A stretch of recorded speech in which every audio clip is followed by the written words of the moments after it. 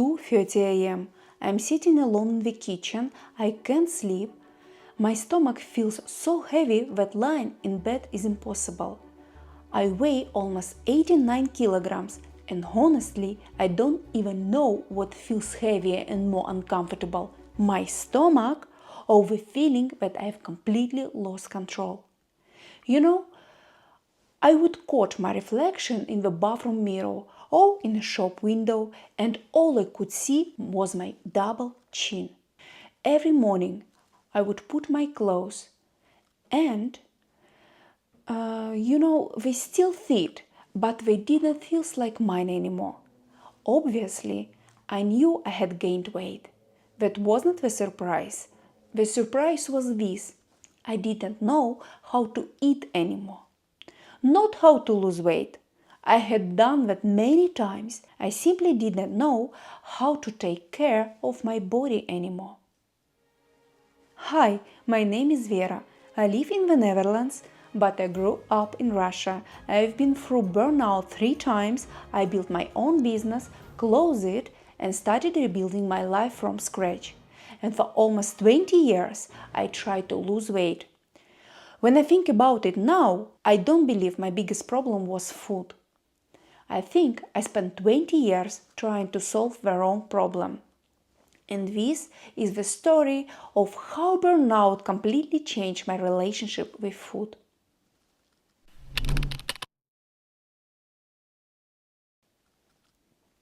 For many years, I believed something very simple.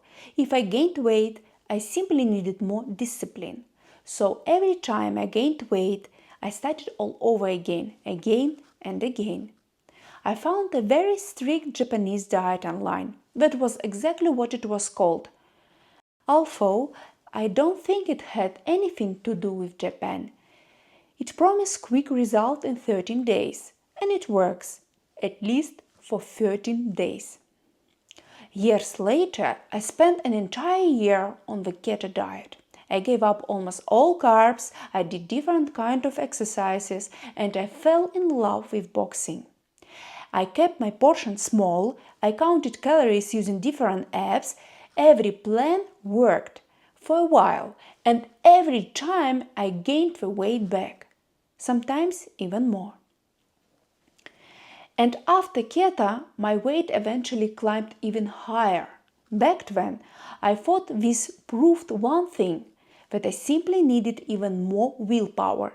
And willpower was something I had plenty of. After all, I am practically an expert in willpower. Finally, I think I was simply become better at fighting my own body.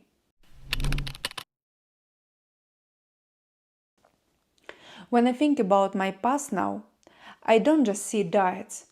I see my whole life. I grew up in Russia during the difficult years after collapse of the Soviet Union. Like many families, we went through periods when food was limited. My parents worked incredibly hard. We grew vegetables, we had a garden, but there were still days when there simply wasn't enough food. We did not get enough meat or dairy products, and sweets were something we hardly ever saw. Potatoes, in every possible form, became a favorite food, and they still are today. I think that changed something in me. Food gradually became more than just food. Comfort, rewards, safety, and I never noticed when food stopped being connected only to hunger and became a way of dealing with my emotions.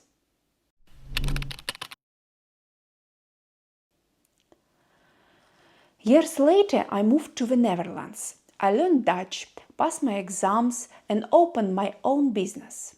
I worked around 60 hours a week: receptionist, accountant, cleaner, marketing, social media, custom services, owner, everything.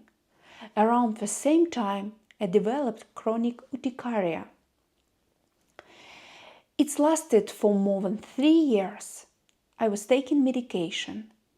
Honestly, I can't say exactly what caused it. Maybe it was stress, maybe it was my lifestyle, maybe it was several things at the same time, but my body was clearly telling me that something was wrong, and my weight continued to rise. When burnout hit, it was the second burnout of my life, and that burnout changed the direction of my life. Because before burnout, I genuinely believed I could overcome anything. I thought my willpower had no limits. If something was difficult, I simply worked harder, dieted harder, exercised harder, and slept less.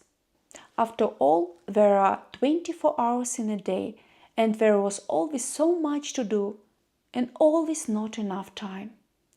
I just kept moving forward. More courses, more training, more ideas, more pressure, more forcing myself, more willpower, and then burnout destroyed that illusion. For the first time, I was forced to hear something incredibly simple. My body is not a machine. It's a battery. And that battery has only 100% of charge. Not 150, not 200, not 1000 as I thought, only 100. But hearing something and truly understanding it are not the same thing. It was only after my third burnout that I finally began to understand what all of this really meant. I had been draining that battery for years.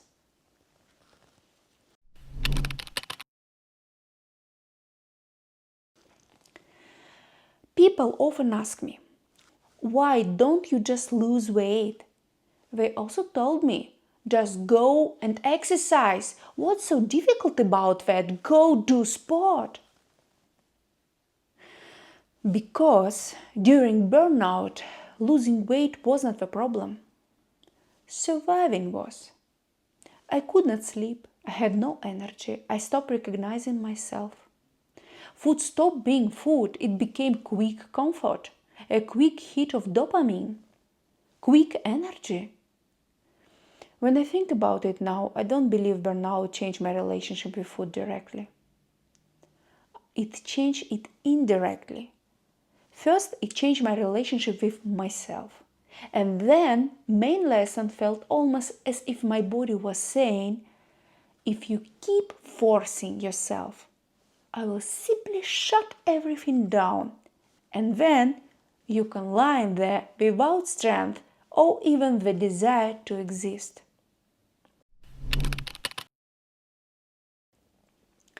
That night, I was sitting downstairs, alone.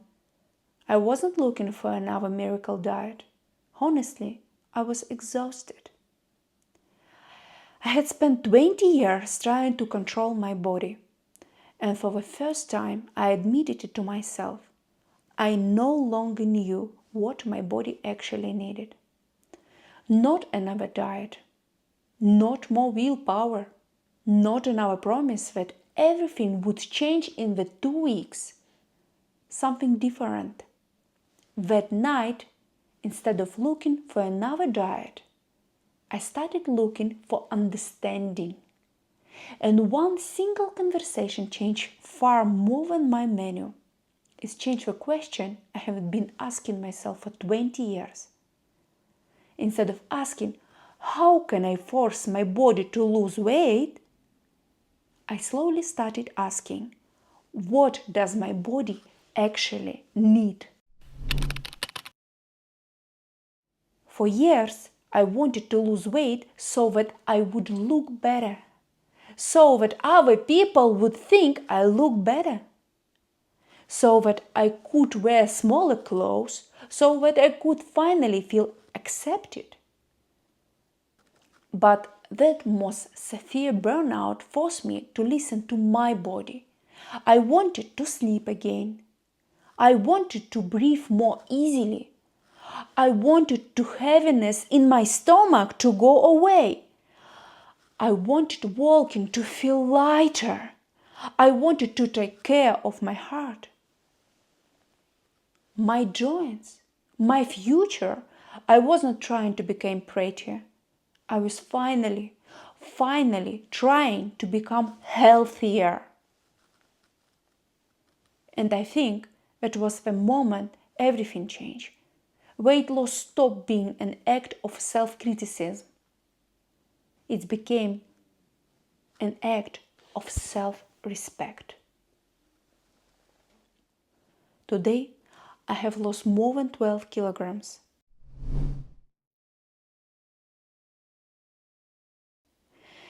And I did it in less than 3 months. I still have roughly the same amount to lose. But I didn't suddenly become more disciplined.